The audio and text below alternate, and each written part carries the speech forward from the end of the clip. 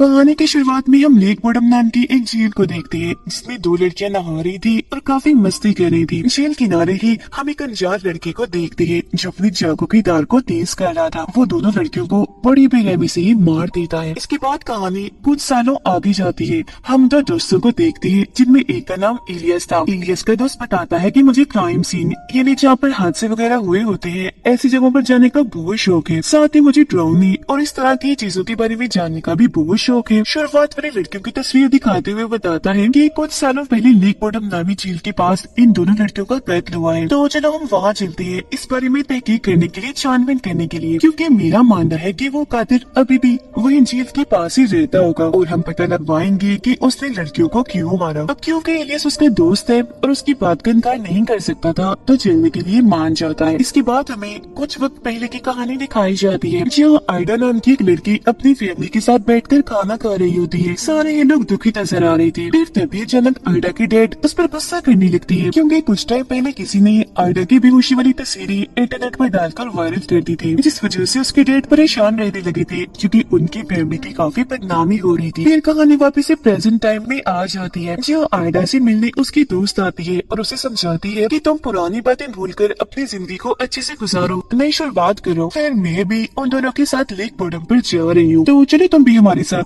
बहुत मजा आएगा और तुम्हारा मूड भी अच्छा हो जाएगा। तो इस पर आइडा मान भी जाती है। आइडा के घर के बाहर इलियस और उसकी दोस्त को गाड़ी में देखते हैं जो उन दोनों को लेने आई थी और इंतजार कर रही थी, और ये चारों लेक बॉटम की दी निकल जाते हैं। जहाँ ये पहुँच तो जाते हैं पर वहाँ से आगे जाने का रास्ता एक जंजीर से बंद किया हुआ था। दरअसल उन लड़कियों के कत्ल के बाद से ही पुलिस ने इस झील पर लोगों का आना बंद कर दिया था, पर इलियस जंजीर तोड़ने का कहता है। किसी तोड़कर ही आगे निकल आते हैं। झील के पास पहुँच गए थे और वहाँ टेंट लगाने लगते हैं। फिर रात को आइडा और इलियस का दोस्त आग के पास बैठकर बातें कर रहे थे जहाँ वो आइडा को यहाँ हुई दोनों लड़कियों के खून के बारे में बता रहा होता है, जिस पर वो कहती है कि हाँ मैंने भी सुना था इस केस के बारे में। तभी उनके दोनों दोस्त भी वहाँ आ जाते हैं। यहाँ इलियस का दोस्त उन सबको बताता है कि मैंने उस कातिल के बारे में थोड़ी रिसर्च छानबीन की है, जिससे मेरा मानना है कि वो खूनी इस जगह को अपना घर समझकर यहाँ से बहुत प्यार करता है। जैसे हम लोगों को अपने घरों में कोई अनजान शख्स अच्छा नहीं लगता, वैसे उस खूनी को भी यहाँ आने वाले लोग पसंद नहीं है, बुरे लगते हैं। इसीलिए यहाँ आने वाले लोगों पर पहले वो नजर रखता है, फिर मौका देखते ही उन्हें मार देता है,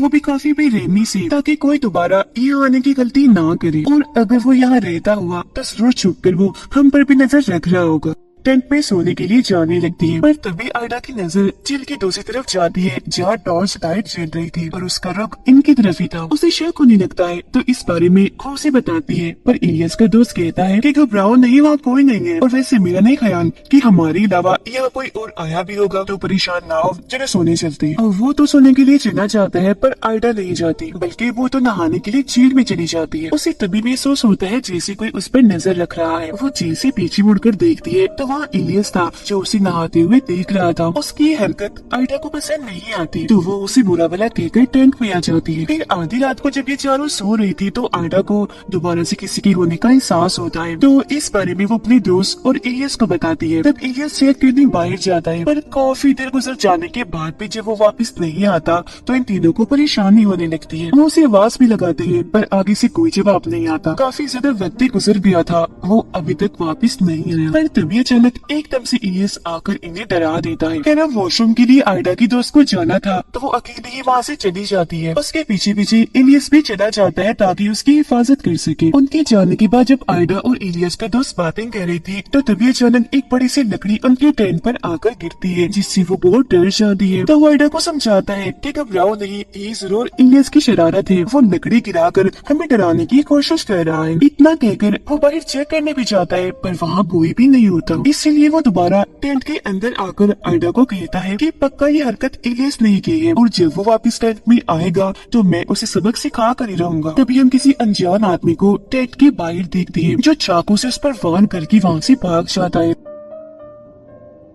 आयडा जब उसके मुंह से खून निकलता हुआ देखती है तो काफी डर जाती है और टेंट से बाहर आकर अपने दोस्तों को आवाज लगाकर बुलाने लगती है मदद के लिए। वो दोनों जब आयडा की आवाज सुनती है तो फौरन टेंट के पास आ जाती है। हालत देखकर काफी घबरा जाती है क्योंकि वो काफी जख्मी खून में लथपथ था। उन्हें कुछ समझ नहीं आती कि किसने किया होगा और अब हमें क्या करना चाहिए। ये तीनों उसकी जान बचाने के लिए जंगल से बाहर जाने लगती है। जिस दौरान आयडा की दोस्त गिर जाती है, उसका पैर काफी जख्मी हो गया था और वो आगे नहीं बढ़ सकती थी, इसलिए उन दोनों को ही वहाँ से आगे बढ़ने का कहती है। जब वो दोनों ऐसे ही करते हैं, उसे वही छोड़कर मदद मांगने के लिए आगे बढ़ जाती है। रास्ते में इलियस उससे कहते हैं कि काफी वक्त से मैं तुमसे अकेले में बात करना चाह रहा था। जो तुम्हारी बदनामी हो रही थी वो वायरल तस्वीरों वाली, मैंने उसके बारे में छानबीन की थी, जिससे मुझे पता चला कि बेहोश होते वक्त तुम्हारी तस्वीरें किसी ने बनाई ही नहीं, बस तुम्हारी बेइज्जती करने, तुम्हें बदनाम करने के लिए ऐसी अफवाह उड़ा दी। अगर तुम्हें मेरी बातों पर यकीन नहीं है तो कभी तुम्हारी वो तस्वीरें तुम तक क्यों नहीं पहुंची और तो और मेरे पास भी कभी नहीं आई जिस बारे में छानबीन कर रहा था। सिर्फ यही नहीं बल्कि पुलिस को भी तुम्हारी इस तरह की कोई तस्वीर मिली ही नहीं, क्योंकि ऐसी कोई तस्वीरें है ही नहीं। इलियस भी ये सारी बातें बता ही रहा था कि तभी पीछे से कोई नकाब पहना इंसान आकर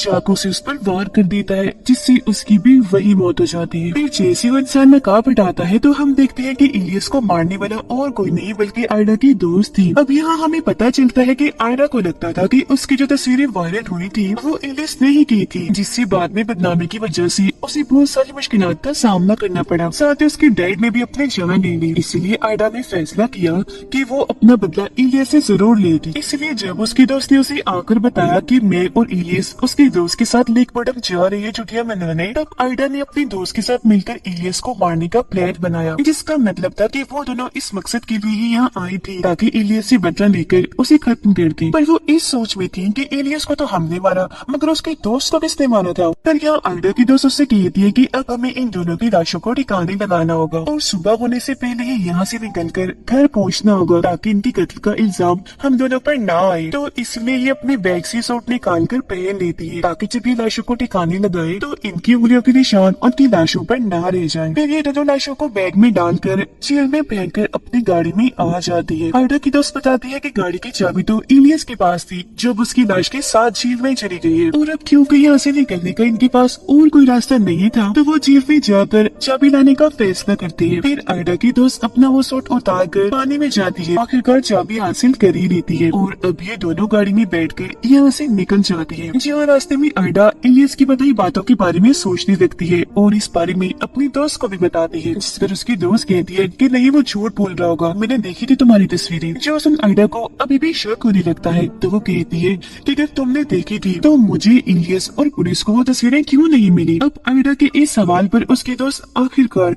सच बताने के लिए तैयार हो भी जाती है। कहती है कि हाँ, इलियस ने तुम्हें सही बताया, किसी ने भी तुम्हारी तस्वीरें नहीं बनाई थी, मगर उस बारे में अफवाह हर जगह मैंने फैलाई थी। ये सुनकर आयडा एकदम हैरान भी रह जाती है, साथ ही काफी टूट भी गई थी क्योंकि उसके अपने दोस्त ने उसे बदनाम किया था। तो इसलिए वो उससे पूछ लेती है कि आखिर तुमने ऐसा क्यों किया, मैं तो तुम्हारी दोस्त थी। जिस पर उसकी दोस्त इसकी वजह बताती है कि स्कूल में तुम इलियस के काफी करीब होती जा रही थी, साथ ही जब भी तुम मुझसे मिला करती थी हर वक्त बस इलियस की बातें करती रहती थी, जिससे मुझे लगने लगा कि अगर ऐसा ही चलता रहा तो तुम्हारी दोस्ती इलियस से हो जाएगी और अगर तुम दोनों दोस्त बन गए तो तुम मुझसे दूर चली जाओगी। तो इस वजह से तुम्हें इलियस से दूर करने के लिए मैंने एक प्लान बनाया। तुम जब पार्टी में आई तो मैंने तुम्हारे जूस में दवाई मिला दी जिससे तुम बेहोश हो गई। तुम्हें कमरे में लिटाने के बाद मैंने बाहर आकर तुम्हारी वो तस्वीरों वाली अफवाह उड़ा दी। पर आयडा, मैंने ये कभी नहीं सोचा था कि मेरे ऐसा करने से तुम्हारी जिंदगी में इतनी मुश्किलें आ जाएंगी।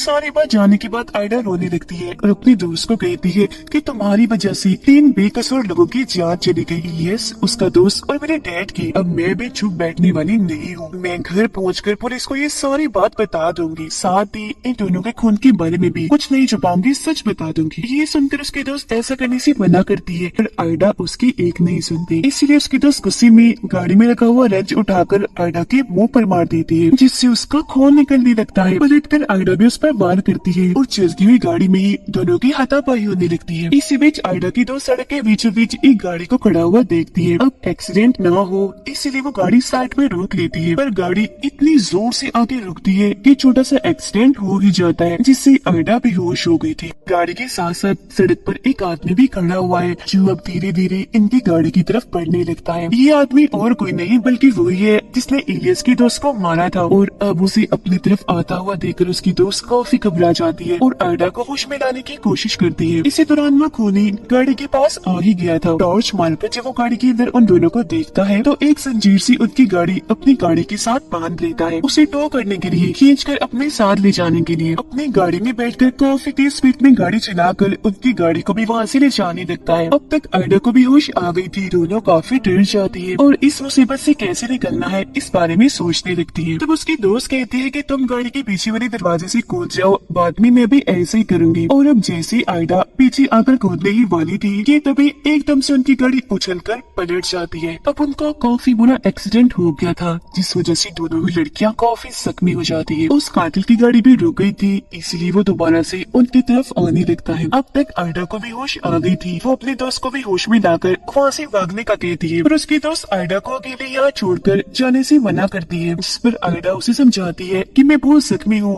तुम्हारे साथ नहीं आ सकती, प्लीज जाओ यहाँ से, भाग जाओ। अब उसकी ये बात सुनकर आखिरकार वो मान ही जाती है, जंगल की तरफ भागने लगती है। उसे खूनी ने भी देख लिया था तो वो अपने डॉग को उसके पीछे लगा देता है। यहाँ हमें इस खूनी का चेहरा दिखाया जाता है, जो और कोई नहीं बल्कि वही आदमी है जिसे हमने शुरुआत में भी देखा था, जिसने उन दोनों लड़कियों का भी खून किया था। असल में इलियस के दोस्त ने जो अफवाहें इस जंगल और इस खूनी के बारे में सुनी थी वो सब सच थी। ये कातिल कब से चारों पर नजर रख रहा था, इन्हें भी अपना शिकार बनाने के लिए। अगले सीन में हम कातिल को देखते हैं, जो झील किनारे बैठा हुआ था। उसने अपने पास में आयडा और उसके दोस्त को भी पकड़ के बांधा हुआ था। उसने इनकी गाड़ी को झील में फेंक कर इन्हें यहाँ बंदी बना के रखा हुआ था। इनके हाथ पाँव बांध कर चेहरे को कपड़े से ढका हुआ था और अब वो अपने चाकू की धार को तेज कर रहा था। वो फिर उनकी तरफ बढ़ने लगता है। सबसे पहले वो आयडा को पकड़कर उसे अंडरग्राउंड जगह में फेंक देता है, जहाँ बहुत सारी लाशें पड़ी हुई थी। जिसके बाद वो उसके दोस्त को पूरी तरह तड़पा कर मार डालता है और आयडा के पास आकर उसके चेहरे पर हाथ फेरने लगता है। अगली सुबह हमें दिखाया जाता है कि खूनी ने आयडा को नहीं मारा था, बल्कि उसे उसके घर के बाहर छोड़ दिया था। असल में कातिल ने ऐसा इसलिए किया था